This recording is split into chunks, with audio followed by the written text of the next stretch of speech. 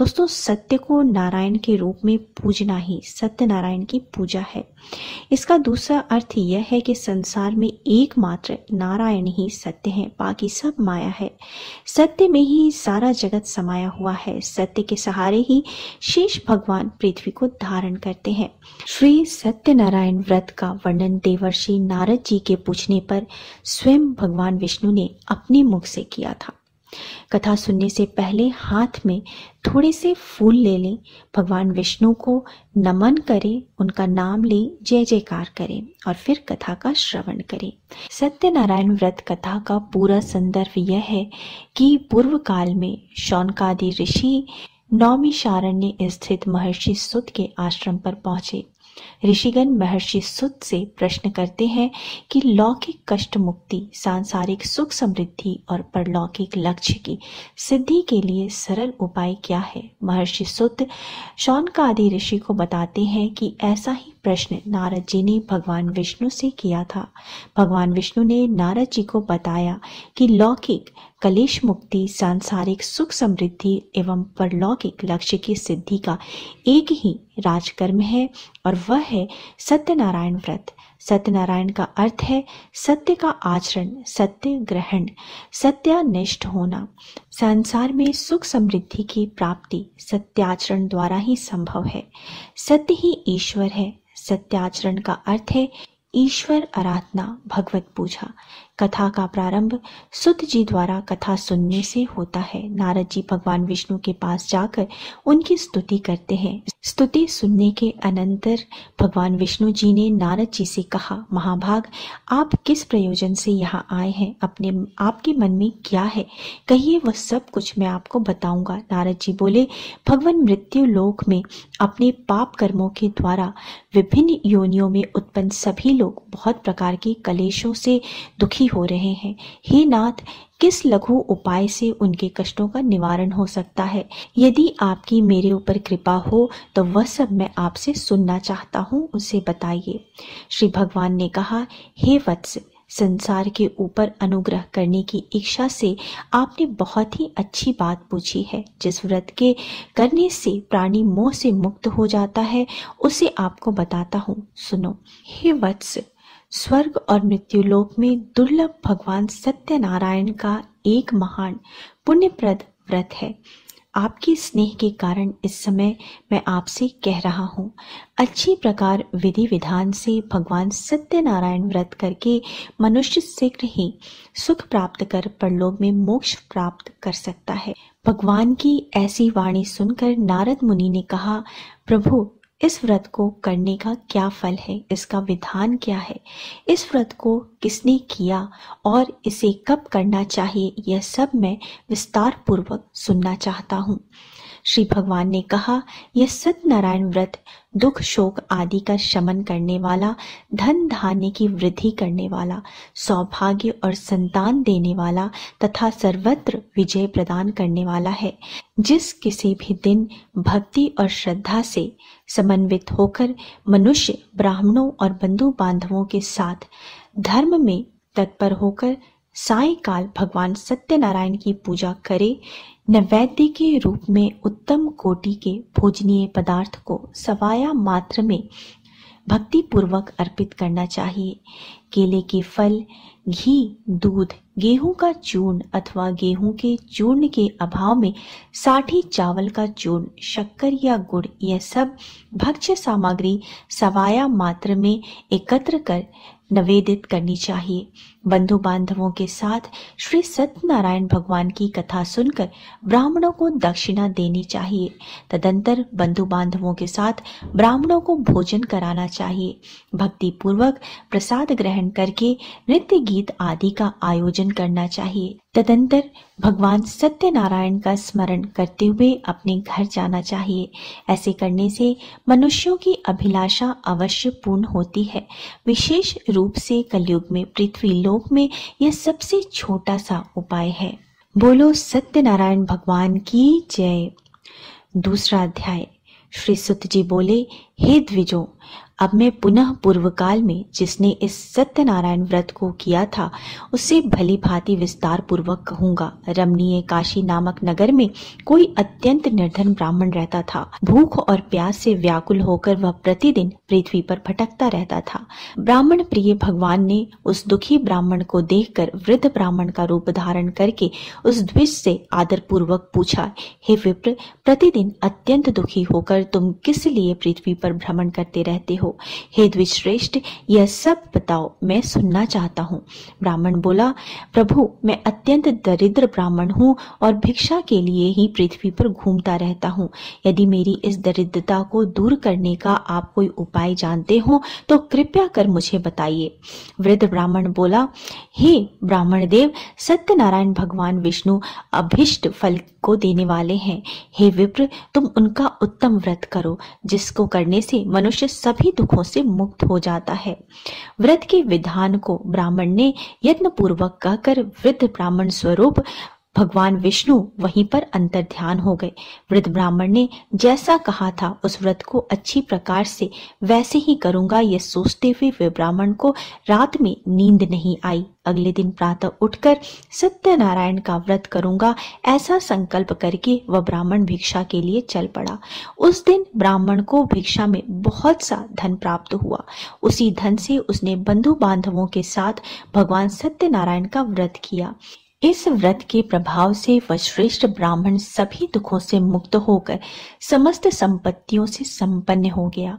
उस दिन से लेकर के प्रत्येक महीने उसने यह व्रत किया। इस प्रकार भगवान सत्यनारायण के इस व्रत को करके वह श्रेष्ठ ब्राह्मण सभी पापों से मुक्त हो गया और उसने दुर्लभ मोक्ष पद को प्राप्त किया। हे विप्र, पृथ्वी पर जब भी कोई मनुष्य श्री सत्यनारायण का व्रत करेगा उसके समस्त दुख नष्ट हो जाएंगे। हे ब्राह्मणों, इस प्रकार भगवान नारायण ने महात्मा नारद जी से जो कुछ कहा मैंने वह सब आप लोगों से कह दिया। आगे अब मैं और क्या कहूँ। हे मुने, इस पृथ्वी पर उस ब्राह्मण से सुने हुए इस व्रत को किसने किया, हम वह सब सुनना चाहते हैं। उस व्रत पर हमारी श्रद्धा हो रही है। श्री सुत जी बोले, मुनियों, पृथ्वी पर जिससे यह व्रत किया उसे आप लोग सुने। एक बार एक द्विश्रेष्ठ अपनी धन संपत्ति के अनुसार बंधु बांधवों तथा परिजनों के साथ व्रत करने के लिए उद्धत हुआ। इसी बीच एक लकड़हारा वहां आया और लकड़ी बाहर रखकर उस ब्राह्मण के घर गया। प्यास से व्याकुल वह उस ब्राह्मण को व्रत करता हुआ देख प्रणाम करके उनसे बोला, प्रभु, आप यह सब क्या कर रहे हैं? इसके करने से किस फल की प्राप्ति होती है? विस्तार पूर्वक मुझे बताइए।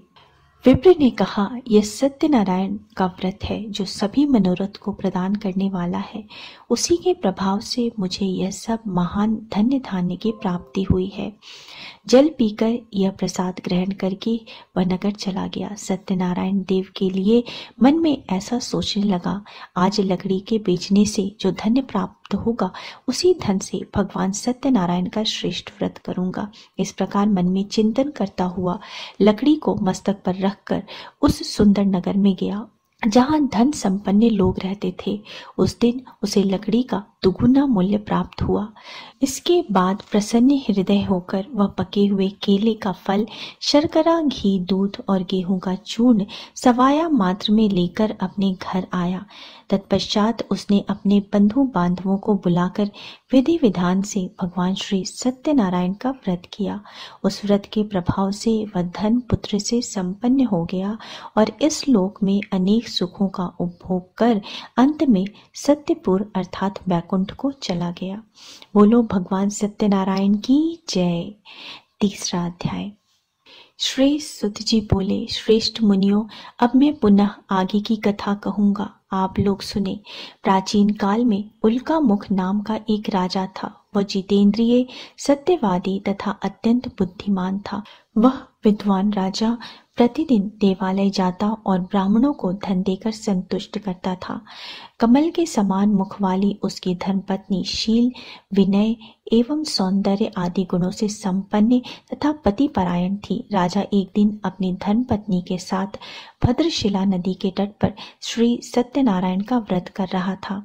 उसी समय व्यापार के लिए अनेक प्रकार की पुष्कल धनराशि से संपन्न एक साधु नाम का बनिया वहां आया। भद्रशिला नदी के तट पर नाव को स्थापित कर वह राजा के समीप गया और राजा को इस व्रत में दीक्षित देखकर विनय पूर्वक पूछने लगा। साधु ने कहा, राजन, आप भक्ति युक्त चित्त से यह क्या कर रहे हैं? कृपया वह सब बताइए, इस समय मैं सुनना चाहता हूँ। राजा बोले, हे साधु, पुत्र आदि की प्राप्ति की कामना से अपने बंधु बांधवों के साथ मैं अतुल तेज संपन्न भगवान विष्णु का व्रत एवं पूजन कर रहा हूँ। राजा की बात सुनकर साधु ने आदर पूर्वक कहा, राजन, इस विषय में आप मुझे सब कुछ विस्तार से बताइए। आपके कथानुसार मैं व्रत एवं पूजन करूंगा। मुझे भी संतान नहीं है, इससे अवश्य ही संतति की प्राप्ति होगी। ऐसा विचार कर वह व्यापार से निवृत्त हो आनंद पूर्वक अपने घर आया।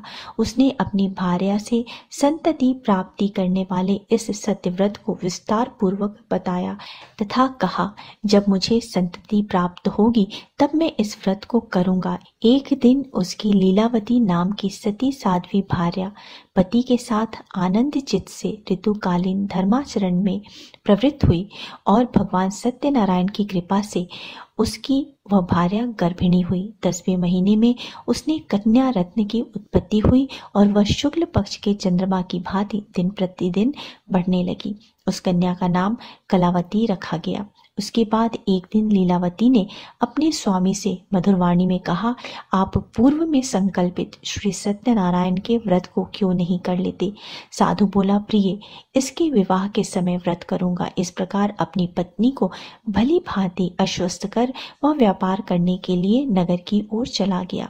उधर कन्या कलावती पिता के घर में बढ़ने लगी। तदंतर धर्मज्ञ साधु ने नगर में सखियों के साथ क्रीड़ा करती हुई अपनी कन्या को विवाह योग्य देखकर आपस में मंत्रणा करके कन्या विवाह के लिए श्रेष्ठ वर का अन्वेषण करो, ऐसा दूत से कहकर शीघ्र ही उसे भेज दिया। उसकी आज्ञा प्राप्त करके दूत कांचन नगर में गया और वहां से एक वाणिक का पुत्र लेकर आया। उस साधु ने उस वाणिक के पुत्र को सुंदर और गुण से संपन्न देखकर अपनी जाति के लोगों तथा बंधु बांधवों के साथ संतुष्ट चित्त हो विधि विधान से वाणिक पुत्र के हाथ में अपनी कन्या का दान कर दिया। उस समय वह साधु बनिया दुर्भाग्यवश भगवान का वह उत्तम व्रत करना भूल गया। पूर्व संकल्प के अनुसार विवाह के समय व्रत न करने के कारण भगवान उस पर रुष्ट हो गए। उस समय के पश्चात अपने व्यापार कर्म में कुशल वह साधु बनिया काल की प्रेरणा से अपने दामाद के साथ व्यापार करने के लिए समुद्र के समीप स्थित रत्नापुर नामक सुंदर नगर में गया और अपने श्री संपन्न दामाद के साथ वहां व्यापार करने लगा। उसके बाद वे दोनों राजा चंद्रकेतु के रमणीय उस नगर में रहने लगे। उसी समय श्री भगवान सत्यनारायण ने उसे भ्रष्ट प्रतिज्ञा देखकर उसे दारुण, कठिन और महान दुख प्राप्त होगा यह श्राप दे दिया। एक दिन एक चोर राजा चंद्रकेतु के धन को चुराकर वहीं आया। वहां दोनों वाणिक स्थित थे। वह अपने पीछे दौड़ते हुए दूतों को देखकर भयभीत होकर धन वहीं छोड़कर शीघ्र ही छिप गया। इसके बाद राजा के दूत वहां आ गए जहां वह साधु वाणिक था। वहां राजा के धन को देखकर वे दूत उन दोनों वाणिक पुत्रों को बांधकर ले आए और हर्षपूर्वक दौड़ते हुए राजा से बोले, प्रभु, हम 2 चोर पकड़कर लाए हैं, उन्हें आप आज्ञा दें। राजा की आज्ञा से दोनों शीघ्र ही दृढ़ता पूर्वक बांधकर बिना विचार किए महान कारागार में डाल दिए गए। भगवान सत्यदेव की माया से किसी ने उन दोनों की बात भी नहीं सुनी और राजा चंद्रकेतु ने उन दोनों का धन भी ले लिया। भगवान के श्राप से वाणिक के घर में उसकी भार्या भी अत्यंत दुखित हो गई और उसके घर में सारा का सारा जो धन था वह चोर चुरा कर ले गया। लीलावती शारीरिक तथा मानसिक पीड़ाओं से युक्त, भूख और प्यास से दुखी, अन्न की चिंता में दर दर भटकने लगी। कलावती कन्या भी भोजन के लिए इधर उधर प्रतिदिन घूमने लगी। एक दिन भूख से पीड़ित होकर कलावती एक ब्राह्मण के घर गई। वहां जाकर उसने श्री सत्यनारायण भगवान के व्रत पूजन को देखा। वहां बैठकर उसने कथा सुनी और वरदान मांगा। इसके बाद प्रसाद ग्रहण करके वह कुछ रात होने पर घर गई। माता ने कलावती कन्या से प्रेम पूर्वक पूछा, पुत्री, रात में तू कहाँ रुक गई थी? तुम्हारे मन में क्या है? कलावती कन्या ने तुरंत माता से कहा, माँ, मैंने एक ब्राह्मण के घर में मनोरथ प्रदान करने वाला एक व्रत देखा है। कन्या की यह बात को सुनकर वह वाणिक की भार्या व्रत करने को उद्धत हुई और प्रसन्न मन से उस साध्वी ने बंधु बांधवों के साथ भगवान श्री सत्यनारायण का व्रत किया तथा इस प्रकार प्रार्थना की, भगवान आप हमारे प्रति एवं जमाता के अपराध को क्षमा करें, वे दोनों अपने घर शीघ्र आ जाएं। इस व्रत से भगवान सत्यनारायण पुनः संतुष्ट हो गए तथा उन्होंने नृपश्रेष्ठ चंद्रकेतु को स्वप्न दिखाया और स्वप्न में कहा, नृपश्रेष्ठ, प्रातः काल दोनों वाणिकों को छोड़ दो और वह सारा धन भी दे दो जो तुमने उनसे इस समय ले लिया है, अन्यथा राज, धन एवं पुत्र सहित तुम्हारा सर्वनाश कर दूंगा। राजा से स्वप्न में ऐसा कहकर भगवान सत्यनारायण अंतर ध्यान हो गए। उसके बाद प्रातःकाल राजा ने अपने सभासदों के साथ सभा में बैठकर अपना स्वप्न लोगों को बताया और कहा, दोनों बंदी वाणिक पुत्रों को शीघ्र ही मुक्त कर दो। राजा की ऐसी बात सुनकर वे राजपुरुष दोनों महाजनों को बंधन मुक्त करके राजा के सामने लाकर विनय पूर्वक बोले, महाराज, बेड़ी बंधन से मुक्त करके दोनों वाणिक पुत्र आए हैं। इसके बाद दोनों महाजन नृपश्रेष्ठ चंद्रकेतु को प्रणाम करके अपने पूर्व वृतांत का स्मरण करते हुए भय विहीन हो गए और कुछ बोल न सके। राजा ने वाणिक पुत्रों को देखकर आदर पूर्वक कहा, आप लोगों को प्रारब्धवश यह महान दुख प्राप्त हुआ है, इस समय अब कोई भय नहीं है।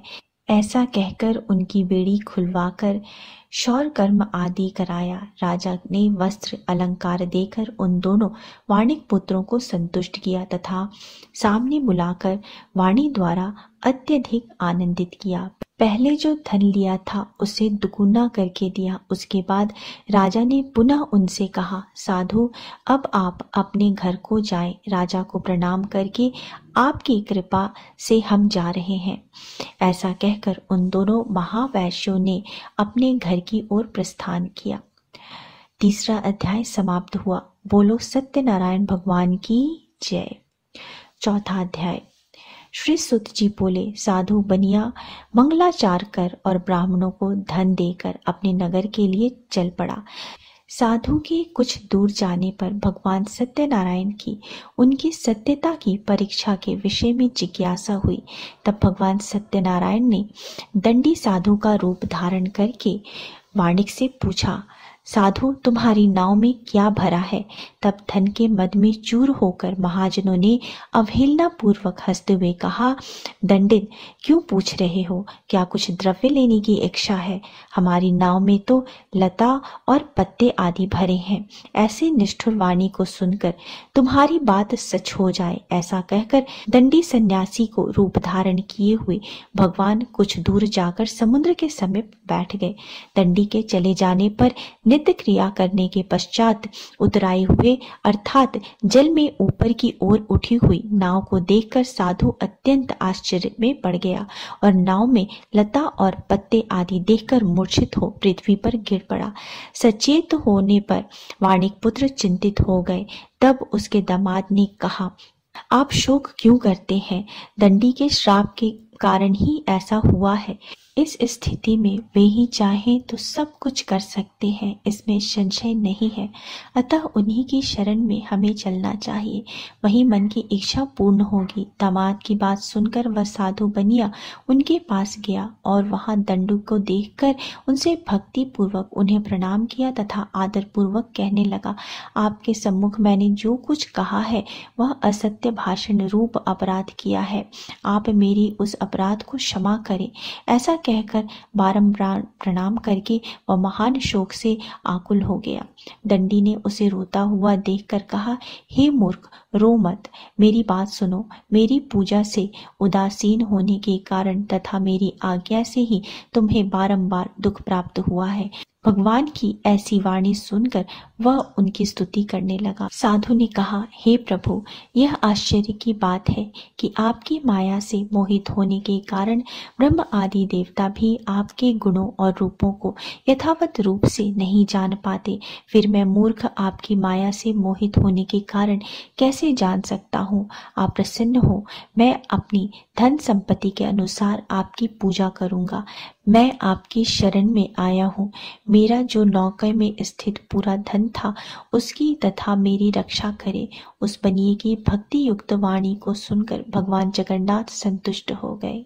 भगवान हरि उसे अभिष्ट वर प्रदान करके वही अंतर ध्यान हो गए। उसके बाद वह साधु अपनी नौका में चढ़ा और उसे धन धान्य से परिपूर्ण देखकर भगवान सत्यदेव की कृपा से हमारा मनोरथ सफल हो गया, ऐसा कहकर अपने स्वजनों के साथ उसने भगवान की विधिवत पूजा की।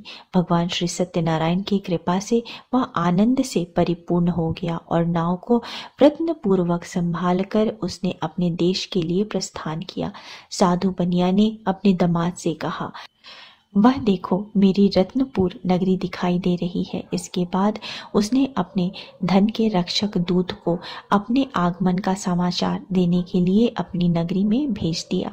इसके बाद उस दूत ने नगर में जाकर साधु की भार्या को देख हाथ जोड़कर प्रणाम किया तथा उसके लिए अभिष्ट बात कही। सेठ जी अपने दामाद तथा बंधु वर्गों के साथ बहुत सारे धन धान्य से संपन्न होकर नगर के निकट पधार गए हैं। दूत के मुख से यह बात सुनकर वह महान आनंद से विहल हो गई और उस साध्वी ने श्री सत्यनारायण की पूजा करके अपनी पुत्री से कहा, मैं साधु के दर्शन के लिए जा रही हूँ, तुम शीघ्र आओ। माता का ऐसा वचन सुनकर व्रत को समाप्त करके प्रसाद का परित्याग कर वह कलावती भी अपने पति का दर्शन करने के लिए चल पड़ी। इससे भगवान सत्यनारायण रुष्ट हो गए और उन्होंने उसके पति को तथा नौका को धन के साथ हरण करके जल में डुबो दिया। इसके बाद कलावती कन्या अपने पति को न देखकर महान शोक से रुदन करती हुई पृथ्वी पर गिर पड़ी। नाव का अदर्शन तथा कन्या को अत्यंत दुखी देख भयभीत मन से साधु बनिया ने सोचा, यह क्या आश्चर्य हो गया। नाव का संचालन करने वाले भी सभी चिंतित हो गए। तदंतर वह लीलावती भी कन्या को देखकर विहल हो गई और अत्यंत दुख से विलाप करती हुई अपने पति से इस प्रकार बोली, अभी अभी नौका के साथ यह कैसा अलक्षित हो गया, न जाने किस देवता की अपेक्षा से वह नौका हरण कर ली गई, अथवा श्री सत्यनारायण का महात्म्य कौन जान सकता है। ऐसा कहकर वह स्वजनों के साथ विलाप करने लगी और कलावती कन्या को गोद में लेकर रोने लगी। कलावती कन्या भी अपने पति के नष्ट हो जाने पर दुखी हो गई और पति की पादुका लेकर उनका अनुगमन करने के लिए उसने मन में निश्चय किया। कन्या के इस प्रकार से आचरण को देखकर भार्या सहित वह धर्मज्ञ साधु बनिया अत्यंत शोक संतप्त हो गया और सोचने लगा, या तो भगवान सत्यनारायण ने यह अपहरण किया है अथवा हम सभी भगवान सत्यदेव की माया से मोहित हो गए हैं। अपनी धन शक्ति के अनुसार मैं भगवान श्री सत्यनारायण की पूजा करूंगा। सभी को बुलाकर इस प्रकार कहकर उसने अपने मन की इच्छा प्रकट की और बारंबार भगवान सत्यदेव को दंडवत प्रणाम किया। इससे तीनों के परिपालक भगवान सत्यदेव प्रसन्न हो गए। भक्त वत्सल्य भगवान ने कृपा पूर्वक कहा, तुम्हारी कन्या प्रसाद छोड़कर अपने पति को देखने चली आई। निश्चय ही इसी कारण उसका पति अदृश्य हो गया है। यदि घर जाकर प्रसाद ग्रहण करके वह पुनः आए तो हे साधु, बनिया तुम्हारी पुत्री पति को प्राप्त कर लेगी, इसमें संशय नहीं है। कन्या कलावती भी आकाशमंडल से ऐसी वाणी सुनकर शीघ्र ही घर गई और उसे प्रसाद ग्रहण किया। पुनः आकर स्वजनों तथा अपने पति को देखा।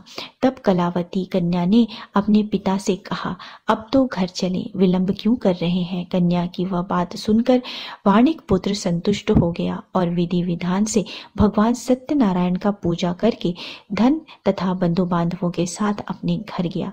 तदंतर पूर्णिमा तथा संक्रांति पर्वों पर भगवान सत्यनारायण का पूजन करते हुए इस लोक में सुख भोग कर अंत में सत्यपुर वैकुंठ को चला गया। चौथा अध्याय समाप्त हुआ।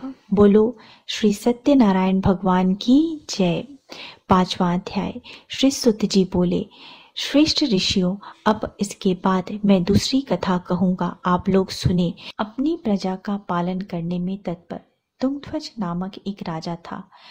उसने सत्यदेव के प्रसाद का परित्याग करके दुख प्राप्त किया।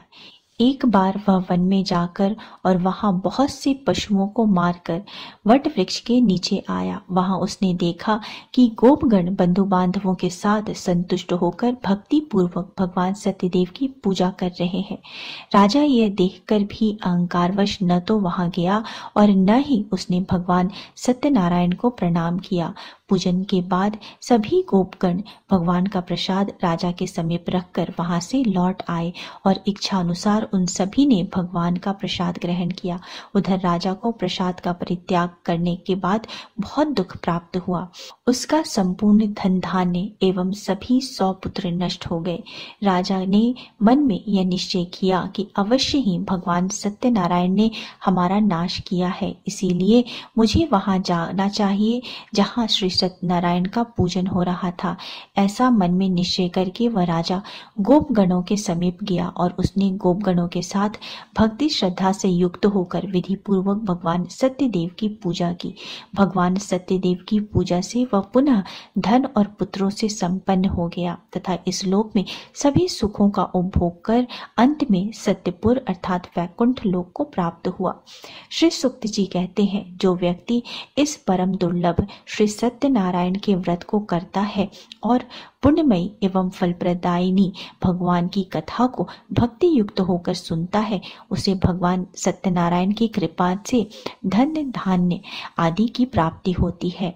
दरिद्र धनवान हो जाते हैं, बंधन में पड़ा हुआ बंधन से मुक्त हो जाता है, डरा हुआ व्यक्ति भय से मुक्त हो जाता है। यह सत्य बात है, इसमें संशय नहीं है।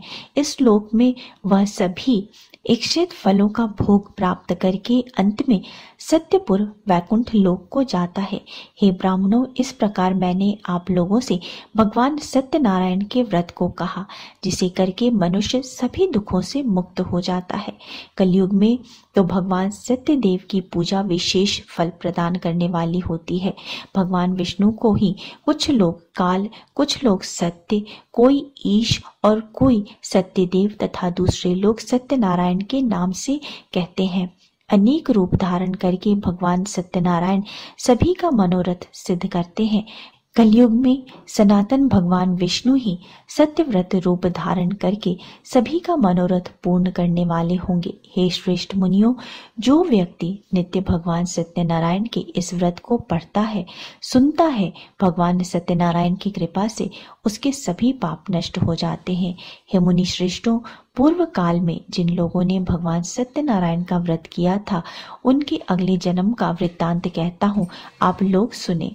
महान प्रज्ञा संपन्न शतानंद नाम के ब्राह्मण सत्यनारायण व्रत करने के प्रभाव से दूसरे जन्म में सुदामा नामक ब्राह्मण हुए और उस जन्म में भगवान श्री कृष्ण का ध्यान करके उन्होंने मोक्ष प्राप्त किया। लकड़हारा भिल गुहों का राजा हुआ और अगले जन्म में उसने भगवान श्री राम की सेवा करके मोक्ष प्राप्त किया।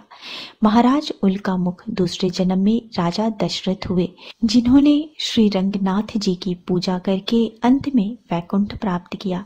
इसी प्रकार धार्मिक और सत्यव्रती साधु पिछले जन्म में सत्यव्रत के प्रभाव से दूसरे जन्म में मोरध्वज नामक राजा हुआ। उसने आरी से चीरकर अपने पुत्र की आधी देह भगवान विष्णु को अर्पित कर मोक्ष प्राप्त किया।